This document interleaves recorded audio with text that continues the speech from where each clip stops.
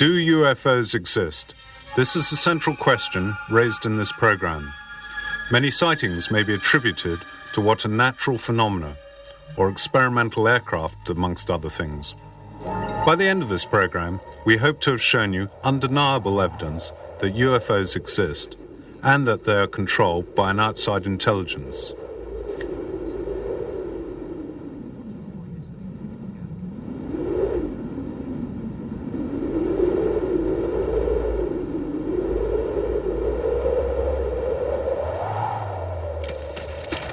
Let some witnesses speak for themselves. Giovanni Cavezio, a wine grower. Sorvolavo una zona molto conosciuta e non c'era nulla di particolare, no? Ad un tratto però I was hang gliding over an area I knew well. tratta da qualche cosa di inconsueto, no? There was nothing special. Si stagliava verso l'orizzonte. My attention was attracted by something unusual. Un qualche cosa che non riuscivo a definire, considerando It was going towards the horizon, above the woods. dalla quale mi trovavo. It was something I couldn't define, considering the distance. The shape was about 2,000 meters away, and the closer I came, the more the object became difficult to define. It was hovering like a helicopter, but I realized it was nothing like that. It generated a very strong light and lacked hard outlines. It had a very strong, bright halo of light. When it was 3,000 to 4,000 meters, it went away from me in a very impressive way. It was so fast that you could barely follow it with your eyes. In form, it was dome-like, with 3 or 4 objects hanging from the sides.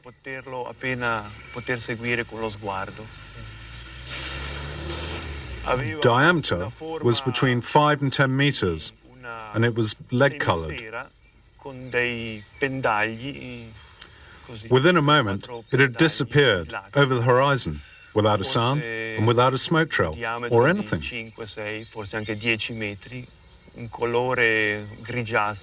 I wanted to keep it to myself, as these sort of things are unexpected. E scomparve dall'altra parte dell'orizzonte. That evening, when I got home, I didn't even talk to any family about it. Later, when I went to a restaurant, I met a friend interested in hang gliding, who had seen me flying in the area. He insisted I must have seen something special, because he had. Looking up, he'd seen something which he couldn't define, but which had hurtled across the sky and then disappeared. Recandomi un po' più tardi al ristorante, incontrai un amico interessato di volo libero, il quale mi disse di avermi visto attraversare. We decided that he had seen the same thing as myself. Insistendo nell'affermare che io avrei dovuto per forza aver osservato qualche cosa di molto particolare, perché lui, trovandosi in zona fiume e guardando verso l'alto, vide a un certo punto un qualche cosa di indefinibile che si stagliava contro il cielo e che poi dopo scomparve dal suo angolo visivo, no? Al che io, dopo un momentino così, decisi di dirgli insomma quello che più o meno avevo visto.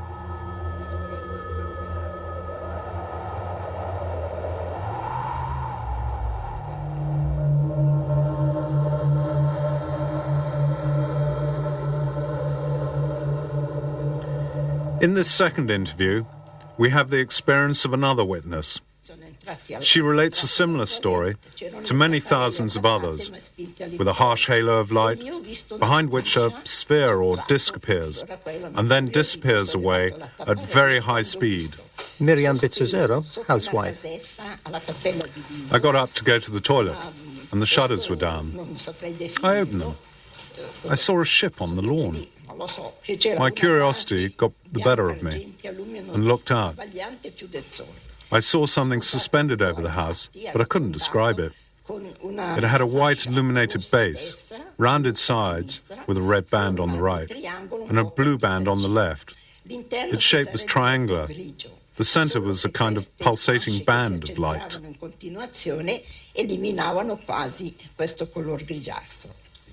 Was there something solid there? Oh, yes. You could see great bits, but they were covered by the pulsating.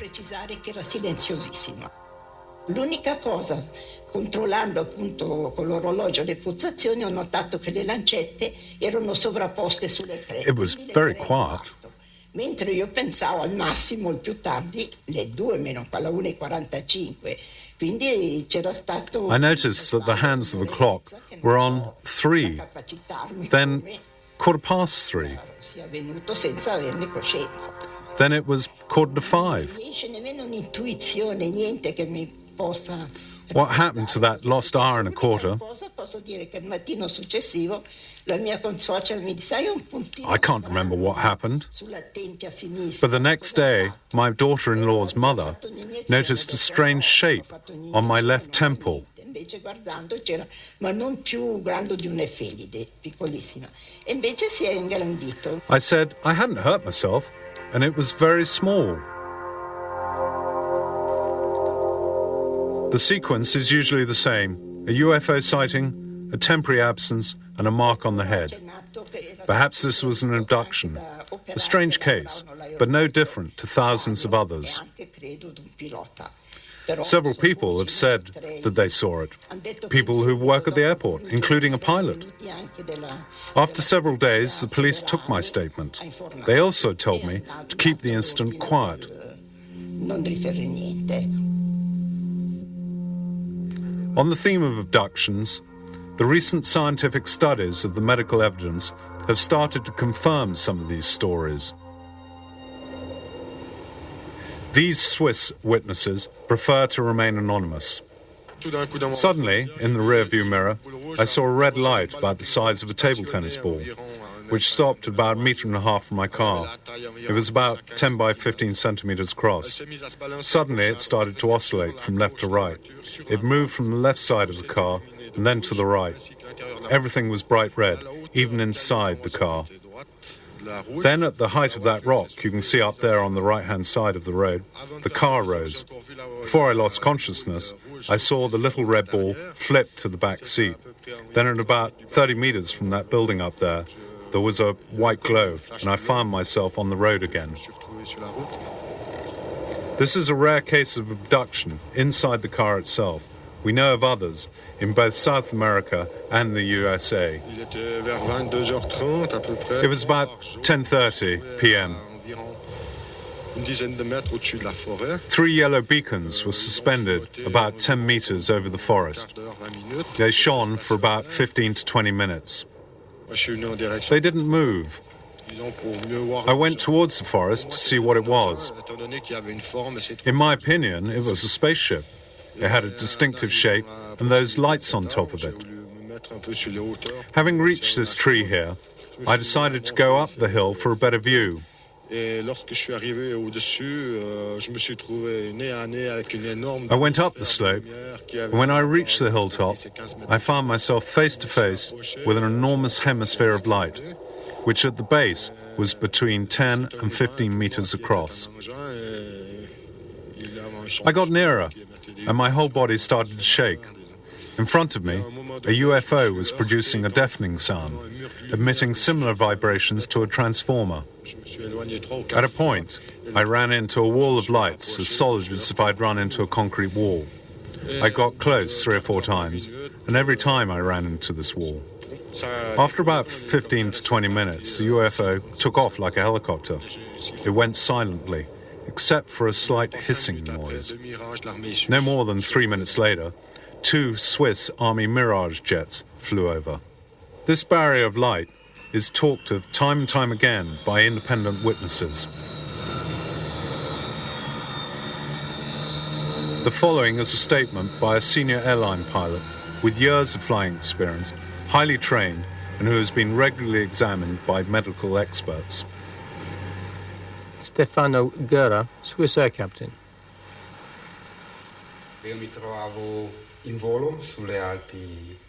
I was flying over the Alps, in the region of Biasca, at 5,000 meters, when I saw a light to the north, which a few seconds later I lost from my field of vision. I didn't manage to see it again.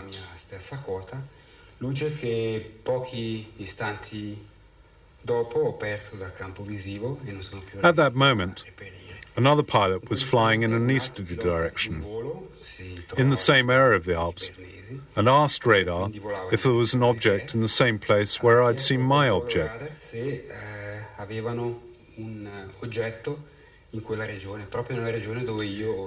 It wasn't visible to radar control. The pilot said he saw a strange, unidentified form, which corresponded to the one I'd seen in my airspace.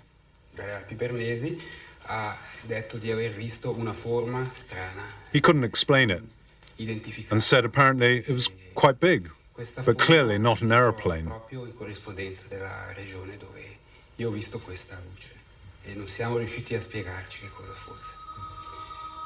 Ho avuto occasione di parlare con questo pilota, lui ha dichiarato di aver visto una forma che apparentemente sembrava estremamente grande, abbastanza aguzza, circa 3 volte di lunghezza per 1 volta di altezza, e appunto non era identificabile come un aeromobile, non era identificabile come né piccolo aereo né aereo di linea.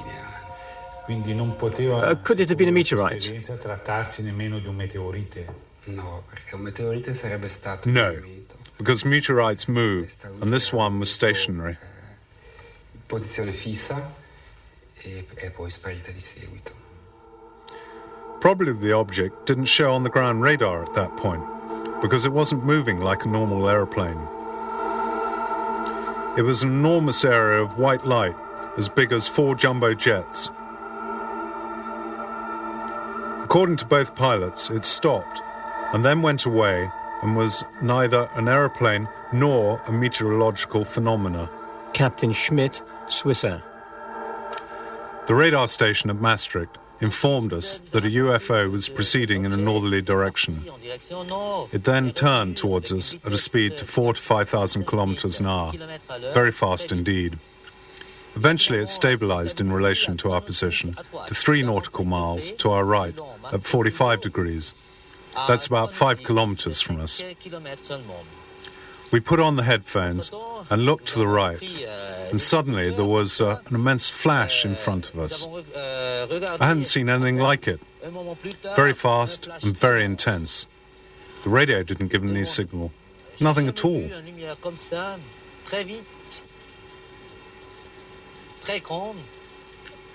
Maastricht told us that the object stopped for a minute behind us and then went south at great speed. It was traveling 4 to 5 times the speed of sound.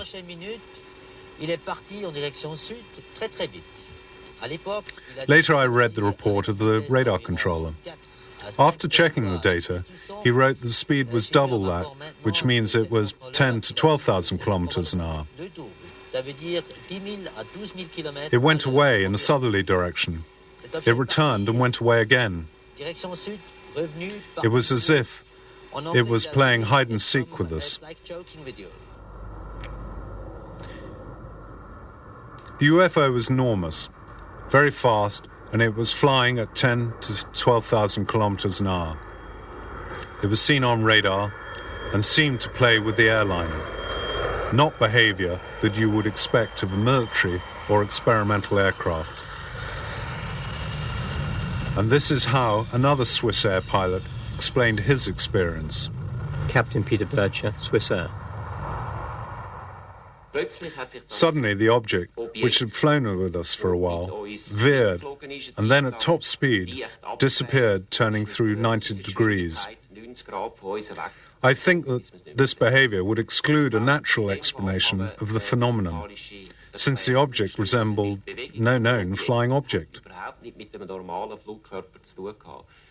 It was practically suspended in the air in front of us.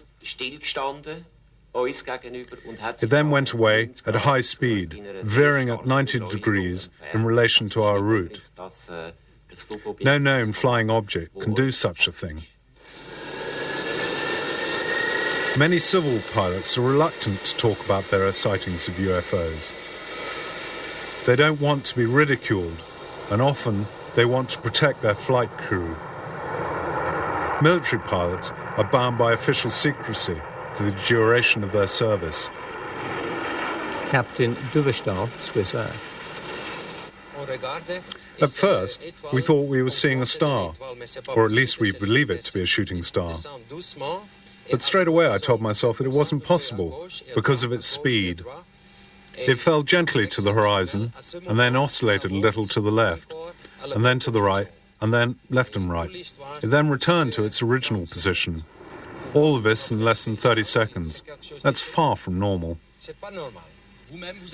Have you spoken about this to military pilots? I've spoken to American military pilots in Alaska. They tell me that they've reported many strange things in those out-of-the-way places, but that they weren't allowed to discuss these things. So you think that the military pilots know more than they can tell about UFOs? Have they also observed this kind of stuff and just can't speak about it?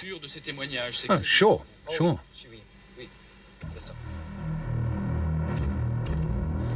One impressive, well-documented case is reconstructed here by Nippon TV when a 707 was flying over Alaska on the 17th of November, 1986. At 5 p.m., during the flight, Commander Terauchi observed two red lights getting nearer.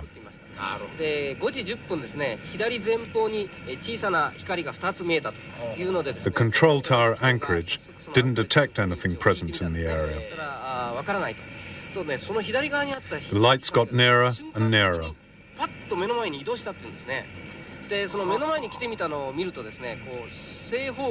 The three pilots felt a wave of heat. Then the lights disappeared.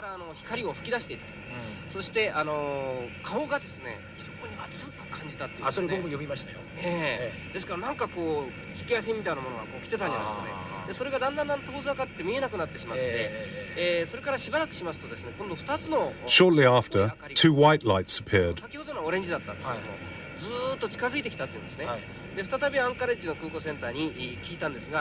The radar screen indicated the proximity of the object, and the object began to shadow the aeroplane in the direction of Fairbanks, Alaska.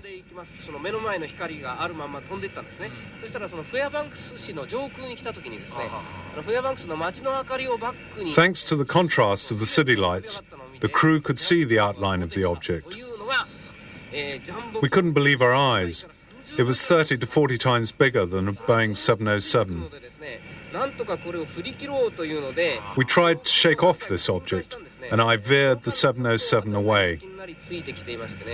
The control tower asked if we required the intervention of a military fighter.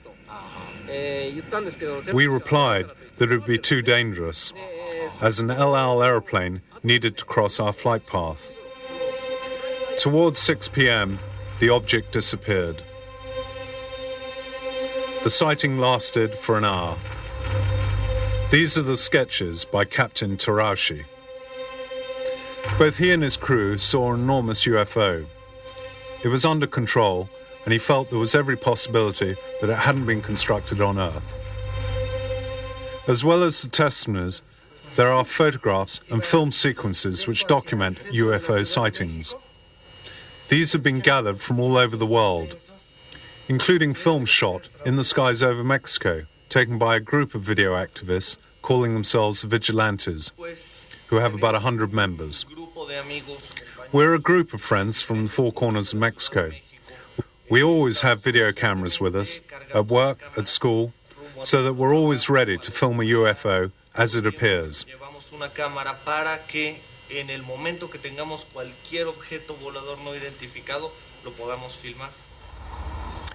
The film sequences have been examined by the Institute for Information Science at Seoul University in Mexico City.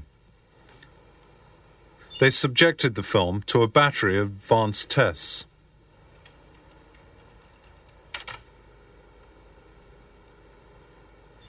El trabajo consiste en lograr que Our work consisted of verifying that there were no distortions of the photographs or any elements of the detail in the video recordings which might have cast doubt on their authenticity.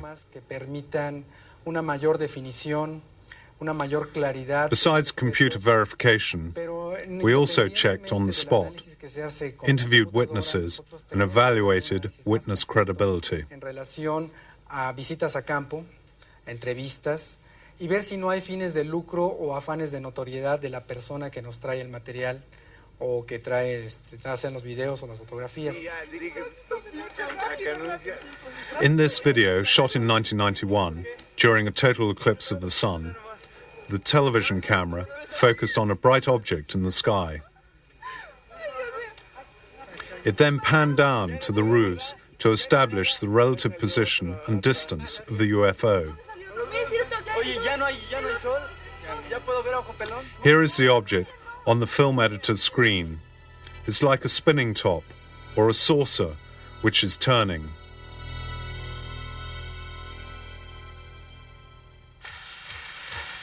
And now another UFO in the Mexican sky.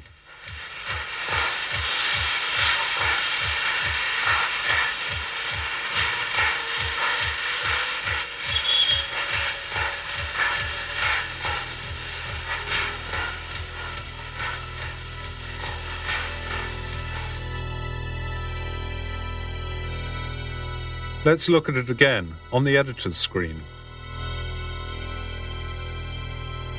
These are totally amazing images.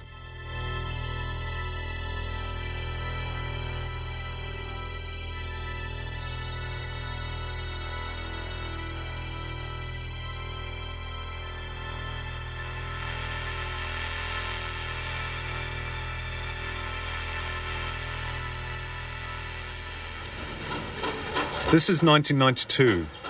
Watch the UFO as it moves about the sky.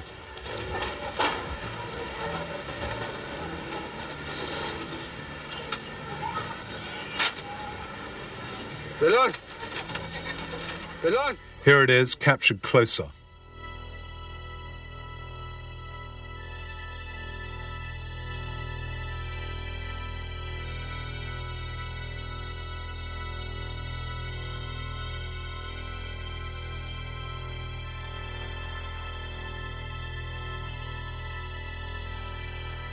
No. 1994, and another UFO. This time in the skies over Mexico City itself.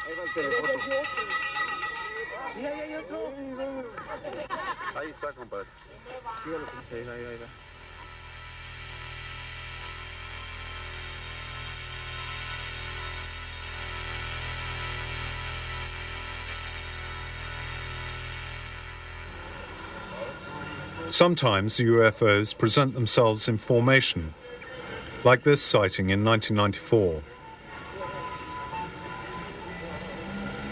The question as to the authenticity of the films seems to have been answered by Professor Quezada.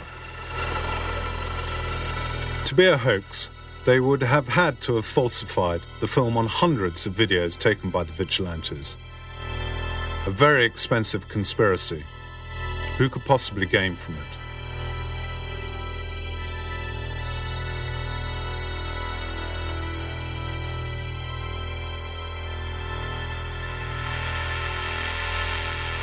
Here are still photographs taken by Paul Trent, a farmer in Oregon in 1950. These have been verified by military aviation laboratories in the USA. Here is a photo of a UFO taken in Germany and a thermographic analysis.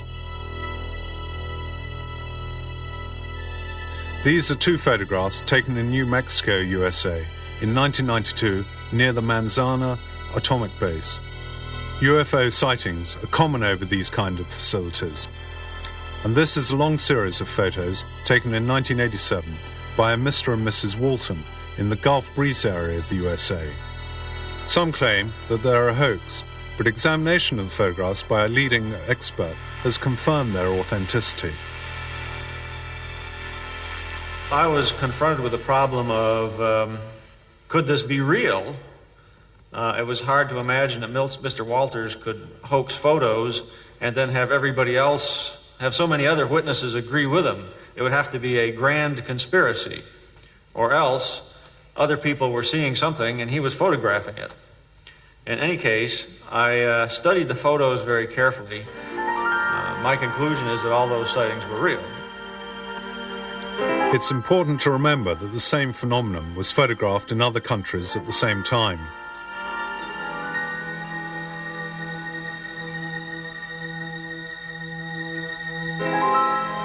As you can see from the following examples, there are many kinds of UFOs.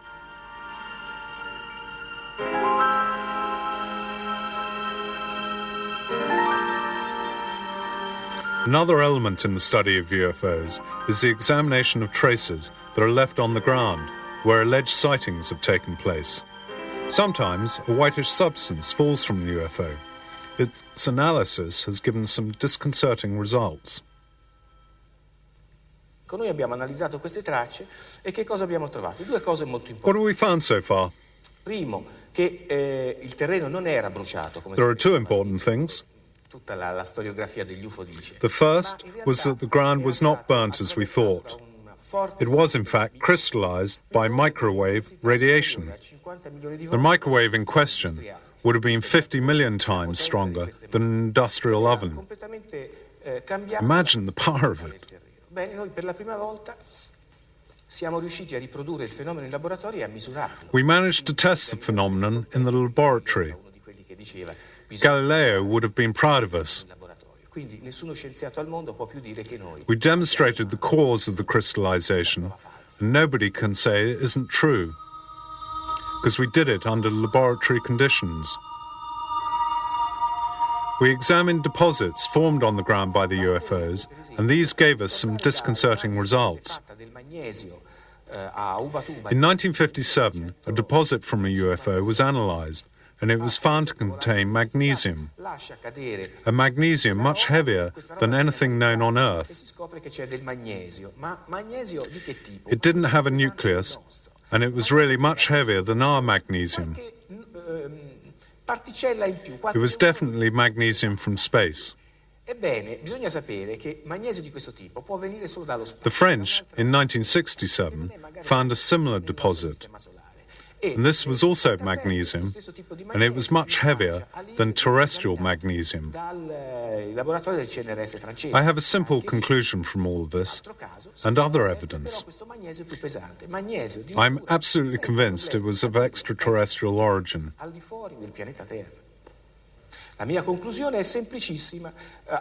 On this planet, we don't have the technology to make this form of magnesium.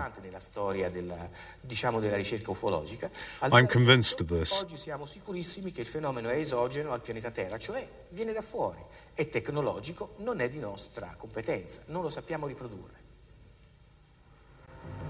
And what do the authorities say about UFOs? For many years, they've denied or ridiculed these stories, but their attitude has now partially changed. We saw a big object in the sky which we couldn't identify. It had very powerful lights which directed at the ground. In 1989 and 1990, there were numerous sightings of a UFO in Belgium by more than 2,000 civilians and numerous police patrols. It was a triangular object with 3 lights at the top and 1 in the center. It was flying silently at very low altitude just above the ground. This photograph of the object, complete with thermographic analysis, is a filmed sequence.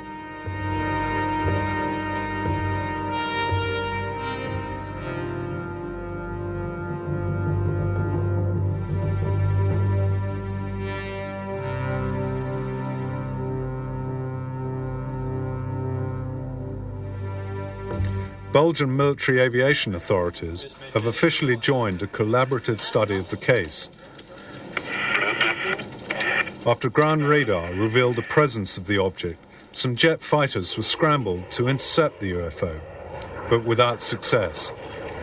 because the object performed some incredible maneuvers, demonstrating it was in some way guided.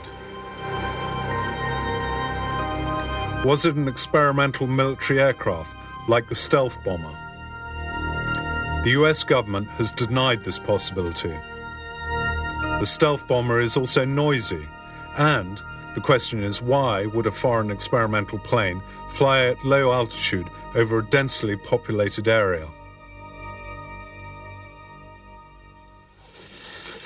Belgian Air Force General Charles de Bruer held a press conference on the 18th of December 1989 to confirm that they had intercepted UFOs. His written report states, "There were no signs of danger. The mystery of their origin remains, but the phenomena exists. It is real." A été contacté plusieurs fois pour demander s'ils avaient des observations au radar aussi. Et nous avons donc les deux radars ont The UFO sighted over Belgium is very similar to that sighted over Ticino by our Swiss housewife, and the UFOs filmed over Pueblo in Mexico.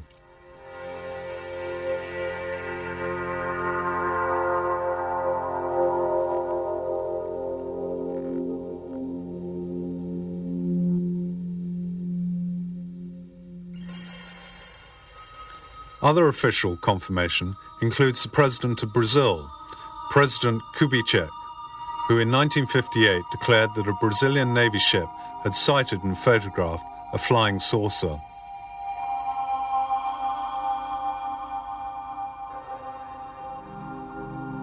These are the documents.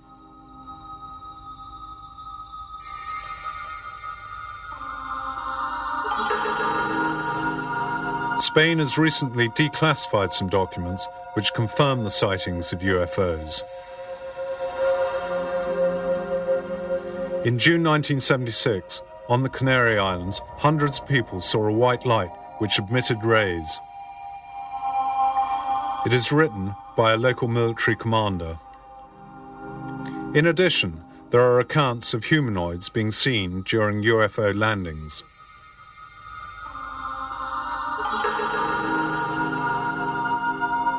Still in Spain, a highly luminous disk was seen to come out of the sea. This sighting was confirmed at the same time in Italy. In 1978, the three pilots of a Spanish supercaravel flying over Valencia saw three red lights, which seemed to be at first on a collision course and then to dance in front of the aircraft. The caravel was forced to make an emergency landing, and fighters were scrambled to intercept, but they failed to make contact. In 1975, on the Bardeneas Reales military base near Navarra, a UFO was seen at low altitude. Until the end of 1990, the Spanish government had always denied the existence of any UFO file. And the same goes for the UK. Before 1990, there had only been the occasional comments as we list here. Lord Dowding, the Air Chief in 1954, suggested that 10,000 UFO sightings had been made and recorded. He also asserted that these were of extraterrestrial origin. In 1954, an RAF pilot named Saladin encountered some UFOs. This is Saladin's sketch. Ralph Noyes, Defense Secretary, is said by 1964 to have seen Air Force film of UFOs. In 1978, an English policeman, Tony Dodd, saw a UFO with a colleague. Then, in 1980, it was the turn of P.C. Allen Godfrey. And yet, as we have seen, there was no official confirmation of the sightings. All were treated as top secret. This secrecy has extended to the highest levels, with Chief of Staff Admiral Hill Norton declaring that he was kept in the dark on the existence of a special UFO department.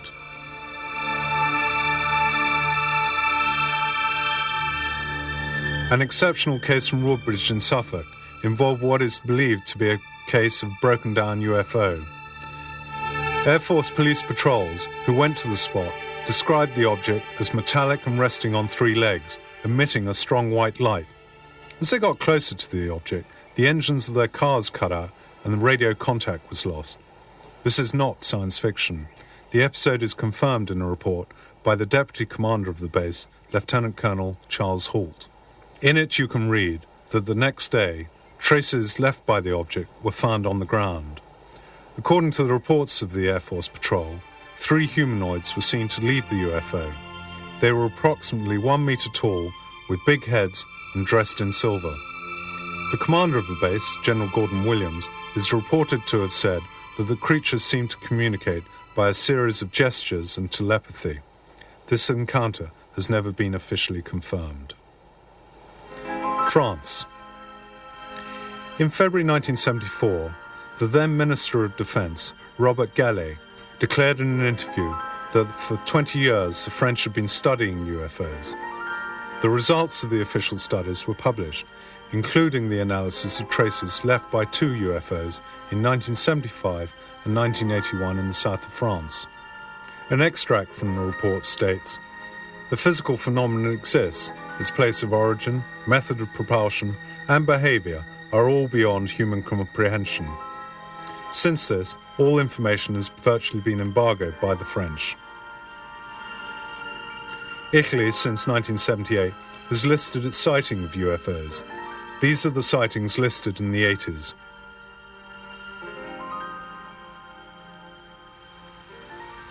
The Swiss government has often said that it pays little credence to the UFOs. But since 1990, the Federal Military Department has given free access to a map showing civilian UFO sightings. No military sightings are recorded. On this map are 2 reports of sightings by military radar. The first on August the 2nd at 11 p.m. This UFO sighting lasted for a whole hour. It wasn't a meteorite as it moved in a zigzag fashion. It wasn't birds because of high speed, and they ruled out aircraft. On the 13th of June 1993, radar showed a UFO moving not horizontally, but vertically over a military base, with changes of altitude from 5,500 meters to 8,500 in a few minutes. The object was also capable of moving from 8,000 meters to 20,000 meters in a few seconds. The experts have also not commented on this photograph, which shows a UFO spotted by a Swiss Army Mirage. The photograph has been certified as genuine by computer analysis.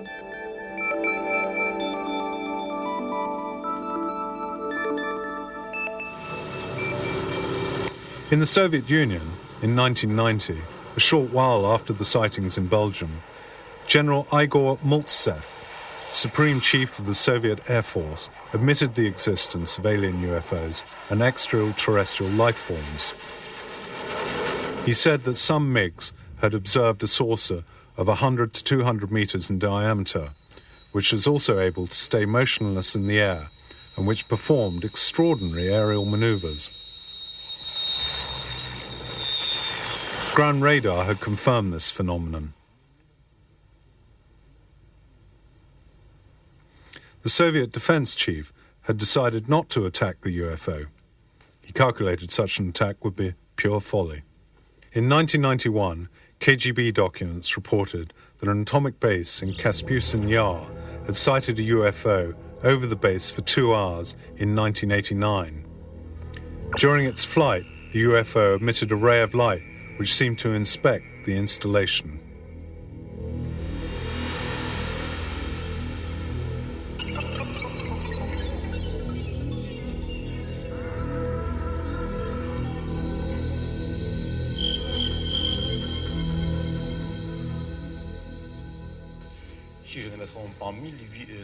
In 1984, a UFO was seen in Ukraine above a missile base, but no intervention was possible. After the UFO left the airspace of the base, the guidance systems for the missiles used on the base were found to be inoperative. All the systems had to be reprogrammed. US atomic bases have experienced similar systems malfunctions after UFO appearances.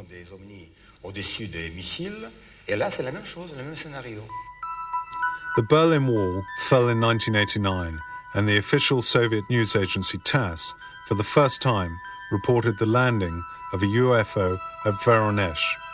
Some children and numerous adults were witnesses. TASS reported that the Voronezh UFO had landed humanoids and robots. This episode was repeated 3 times. The witnesses were questioned by Western experts and were thought to be credible. Studies of traces left by the UFO revealed substances not known on Earth. The disk had the form of an egg. It was 15 meters high and 5 to 6 meters long. On the basis of the Earth's disturbance, it had to weigh at least 11 tons.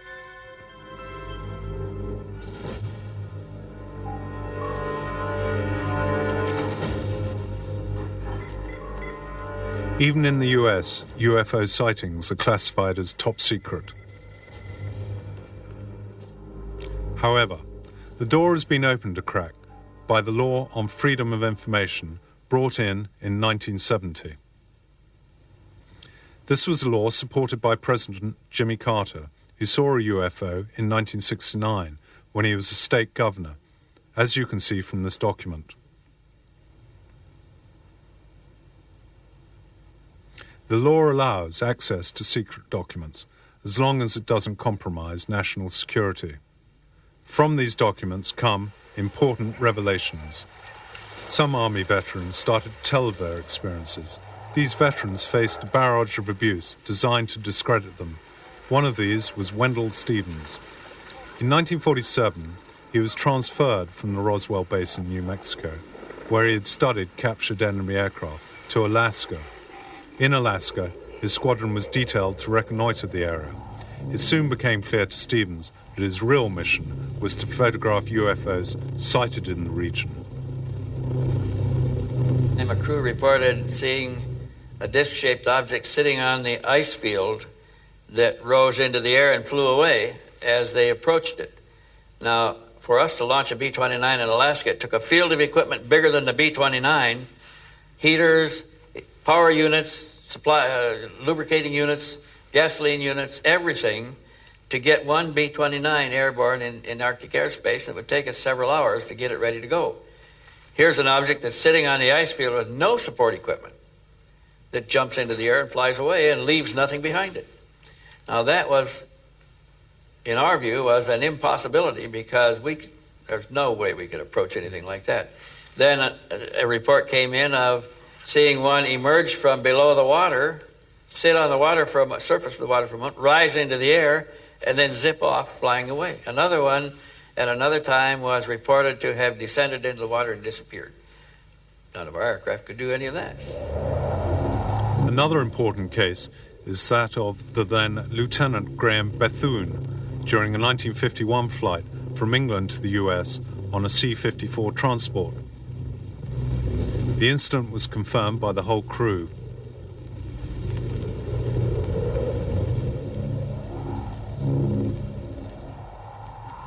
We began to see lights. There was a pattern of lights on the water, right on the water. And the size of this pattern of lights were really disturbing because it looked like many ships or aircraft carriers or what have you tied up and maybe a ring of lights. So we didn't know what was going on. We passed over the guard ship, which is a weather ship, which reports the weather to us, any ships in the area and this type of thing. So there was no ships in the area. There was no activity in the northern lights or aurora borealis. There was nothing plotted in the area, so it really, we wondered, well, what are we seeing? Maybe they're doing some secret type of recovery or something in the water. The next thing we saw was like a old small halo about 25 miles away. That halo came to us like that 25 miles that fast. And of course, I disengaged the autopilot because of the size of this thing, we couldn't see anything else out of the cockpit except that craft. And when I started to push the nose over to go under, it stopped. about 15 degrees off the bow, about 200 feet below us, maybe 1,500 feet out in front of us. And at that time, it was above the horizon. At night, you know, it's very difficult to see anything, but we could see the dome. We could see it was a dome-shaped ship. We could see roughly the size of it. Then, immediately it pulled away about 5 miles away at an angle and sat there and flew with us. This is the official report of the episode.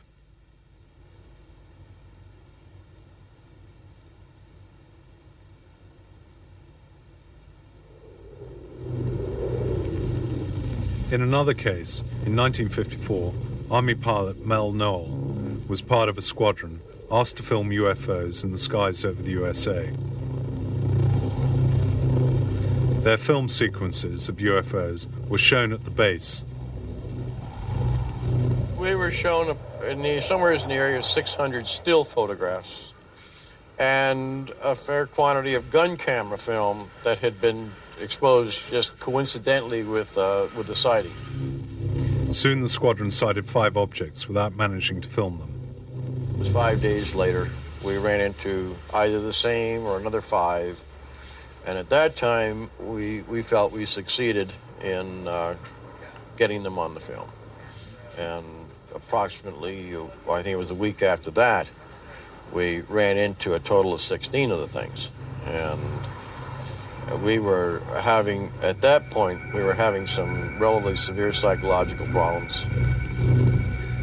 These were pilots in their early 20s, defenseless in the face of the UFOs. While they were observing them, something incredible happened. In their headphones, they heard a voice which said in English that they'd come in peace, but they were worried about what man was doing, and that the voice they were hearing was not a hallucination. Their purpose of being here was to dissuade some of the influence. They made reference to nuclear development by man and the problems that would be created and had been created from it. And at the age of 21, it placed us in severe quandary of questioning and capability and opposing side ego and experience, but there was no humor. I mean, it was not fun at all. Here we have some official documents which have now been made public. General Nathan Twining prepared a study on UFOs in 1947 for Chief of the Staff of the Pentagon, George Shulgin. It contains the chilling conclusion that based on the evidence at the time that UFOs are real, that they're capable of extraordinary flight with amazing changes of direction, which made the writers think they must be guided by some alien intelligence. They were even seen to fly in formation, and that their origin and technology were unknown. This 1947 document is now in the public domain. One of the great unsolved mysteries is the question of alien remains from one of these objects. From the many statements, it would seem that in 1947 near Roswell, New Mexico, one or more sources or disks had crashed, perhaps because of local experiments with electromagnetic radiation. Mac Brazel, a farmer, harvested some strange materials and took them to the airbase at Roswell. They included unknown materials with writing on them, similar to hieroglyphics. The base commander examined them and in a press release declared them to be the remains of a recovered UFO. A few hours later, General Ramey, under orders from the Pentagon, denied the find and said the debris was the remains of a weather balloon. Roswell is a much-discussed incident. The official documents in 1947 have the handwritten notes of FBI Chief J. Edgar Hoover. On them it says, "The FBI must have access to the recovered UFO." Another thorny question has been, were alien corpses recovered from the crashed spacecraft? An internal memo from an FBI operative to his chief, J. Edgar Hoover, indicates that they were in possession of the debris of 3 flying saucers, each one with the remains of a small humanoid dressed in a silver suit. This document was released in 1983 and its contents confirmed by Professor Robert Saarbacher. He was directly involved in the UFO research project in the 40s. Saarbacher writes, "The UFO was constructed of a light and resistant material. The humanoids had internal organs similar to insects." A hoax? Many analysts think not. But why is it all kept so secret?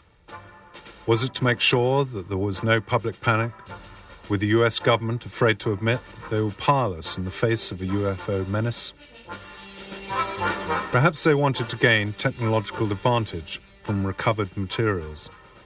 Whatever the reasons in 1947, a massive cover-up operation began.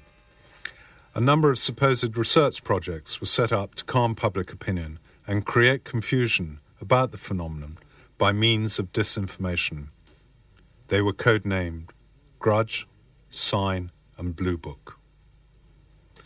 The real research took place under the greatest secrecy, within the project Majestic 12, a project run by Professor Vannevar Bush, now dramatized in the UFO series Dark Skies. This document from Majestic 12 was donated anonymously to a researcher in 1984. It is a memo from President Eisenhower. It states that on the 7th of July 1947, a UFO came to Roswell with a humanoid on board, but it had been reported to the press that it was merely a weather balloon. Many say that the Eisenhower note is a fake. This document from 1950 would seem to question that view. The Canadian engineer, Wilbert Smith, indicates to his government that the subject of UFOs is more secret than the atomic bomb. A group led by Professor Bush had been asked to carry out a research project called Majestic 12. Since that time, many incidents have occurred, including a possible alien landing at Fort Dix, which included alien casualties. And in 1993, an alien craft may have disabled the nuclear arsenal at Manzano in the former Soviet Union.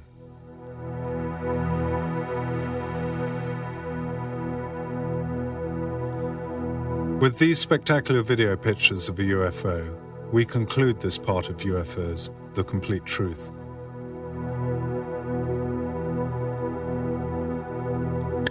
These are genuine pictures. UFOs exist, but many questions remain as to their origin, purpose, and the intelligence that guides them. Questions that we will deal with in the later 3 parts of our investigation: Cosmic Watergate, Ancient Astronauts, and Ultra Secrets. Watch them and make up your own mind.